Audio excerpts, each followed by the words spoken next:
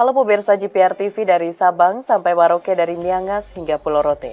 Bertemu lagi bersama saya Mona Azari Disak dalam program Kominfo Newsroom.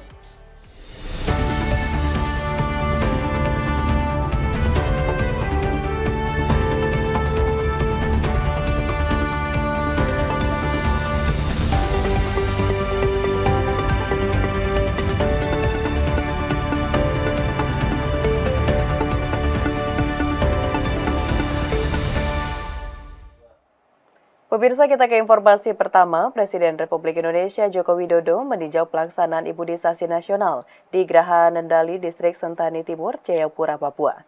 Presiden menginginkan warga Papua agar ikut menyukseskan Pekan Imunisasi Nasional Polio 2024.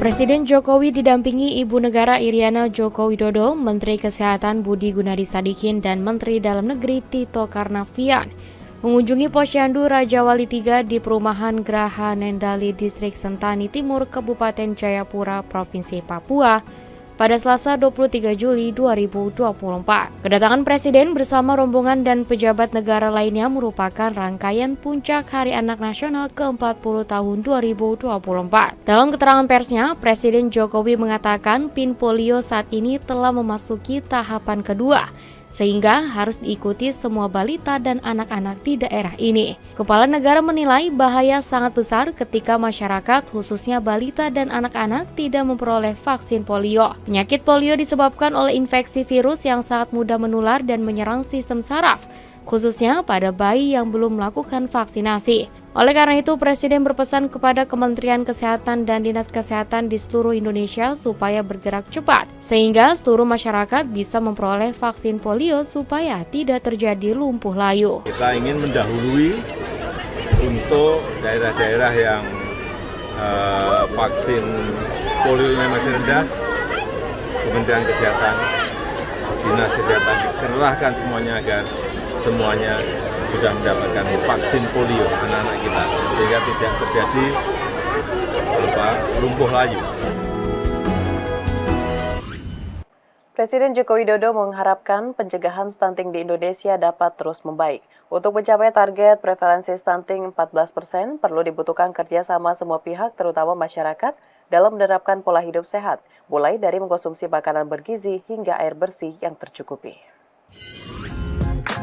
Presiden Joko Widodo mengharapkan pencegahan stunting di Indonesia dapat terus membaik. Hal tersebut disampaikan Presiden saat melakukan kunjungan kerja ke Posyandu Raja Wali III Geraha Nendali, Distrik Sentani Timur, Kabupaten Jayapura, Provinsi Papua pada Selasa 23 Juli 2024. Presiden mengatakan penanganan stunting di Indonesia dimulai sejak 10 tahun lalu dan saat ini telah membuahkan hasil, di mana saat dimulai prevalensi stunting berada di 37% dan saat ini telah turun dengan sangat drastis, yakni 21%. Namun prevalensi stunting dari 21% menuju ke 14% sesuai target nasional, menurut Presiden memang tidak bisa secepat sebelumnya, sehingga dibutuhkan kerjasama semua pihak, terutama masyarakat di Indonesia yang harus menerapkan pola hidup sehat seperti mengkonsumsi makanan bergizi, lingkungan tempat tinggal yang bersih, dan air bersih yang cukup. Stunting itu kita mulai dari 37% loh dulu, 10 tahun yang lalu. Kemudian sekarang sudah 21, turunnya juga drastis banget. Tapi dari 21 menuju ke 14 ini memang tidak secepat yang sebelumnya.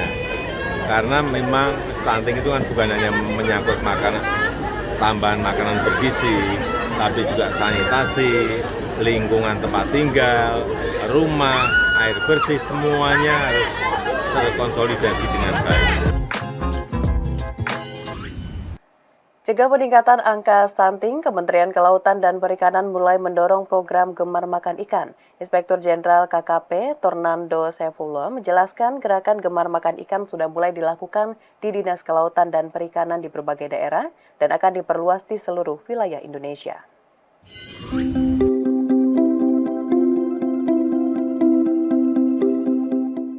Kementerian Kelautan dan Perikanan mencoba menggalakkan program Gerakan Gemar Makan Ikan guna mendorong penurunan angka stunting di Indonesia.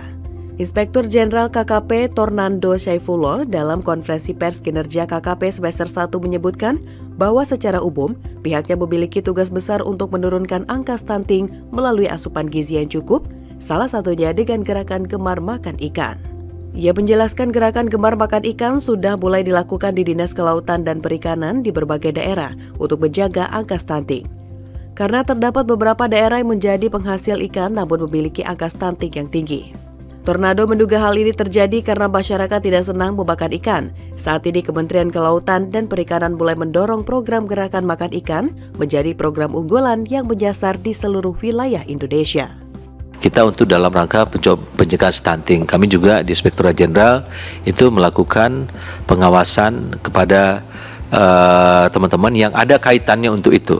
Ya, tentu kita ada karena beberapa program-program yang dilaksanakan oleh DPDS kan arahnya ke sana. Dan ini kemarin saya baru dapat informasi juga. Ini kita minta kepada teman-teman untuk Dinas Kelautan Perikanan di daerah ya. Ini ada yang melaporkan juga saya, mereka melakukan semacam bagi ikan dan makan ikan kepada khususnya kepada masyarakat tertentu dalam hal untuk pencegahan stunting.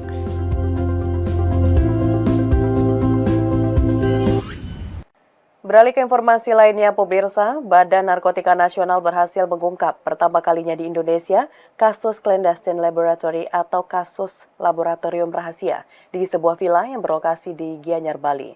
Pelaku merupakan 3 orang berkewarganegaraan Filipina.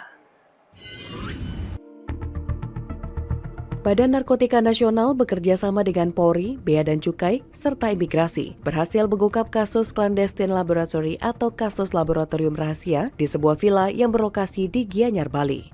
Pengungkapan kasus clandestine laboratory dengan hasil produksi berupa narkotika golongan 1 jenis N-dimethyltryptamine atau DMT merupakan pertama kalinya di Indonesia. DMT merupakan jenis narkotika yang sangat berbahaya meski dikonsumsi dengan dosis rendah namun akan dapat menghasilkan efek halusinasi yang sangat kuat. Keberhasilan pengungkapan kasus ini juga tak luput dari peran aktivitas masyarakat dalam memberikan informasi terkait adanya dugaan aktivitas laboratorium gelap narkotika di wilayahnya. Dalam penggeledahan yang dilakukan, petugas berhasil mengamankan 3 orang berkewarganegaraan Filipina, yaitu seorang laki-laki berinisial DAS 28 tahun dan 2 orang perempuan berinisial PMS ibu DAS dan DOS adik DAS. Berdasarkan keterangan DAS, diketahui bahwa aktivitas laboratorium gelap narkotika ini diinisiasi dan didanai oleh seorang pria berinisial AMI, warga negara Yordania, yang hingga kini masih dalam pengejaran. Tim juga berhasil menyita barang bukti sebanyak 217 item yang ditemukan di 2 TKP tempat ditemukan tersangka DAS dan AMI. Para tersangka dijerat dengan pasal 114 ayat 2 subsider pasal 113 ayat 2 lebih subsider pasal 112 ayat 2 Undang-Undang Nomor 35 Tahun 2009 tentang narkotika dengan ancaman maksimal hukuman mati atau penjara seumur hidup. BNN terus mengimbau kepada seluruh masyarakat khususnya di wilayah Bali untuk selalu waspada serta turut aktif dalam menjaga dan melakukan pengawasan terhadap wilayah yang saat ini tidak hanya menjadi destinasi wisata saja tetapi juga menjadi tujuan menetap dalam jangka panjang bagi warga negara asing. Hal tersebut agar mematuhi sebuah peraturan yang berlaku di Indonesia, salah satunya terkait penyalahgunaan dan peredaran gelap narkotika. Pengungkapan kasus clandestine laboratori narkotika golongan 1 jenis N-dimethyltryptamine atau DMT adalah kasus yang unik. Kasus yang pertama kali ditemukan di Indonesia. Jika biasanya jajaran BNN atau Polri menemukan kasus pabrik narkoba jenis sabu, ekstasi atau PCC, tapi saat ini kita menemukan kasus narkotika jenis DMT. Pemirsa, usai jeda pariwara, kami akan kembali dengan informasi lainnya. Tetaplah bersama Kominfo Newsroom.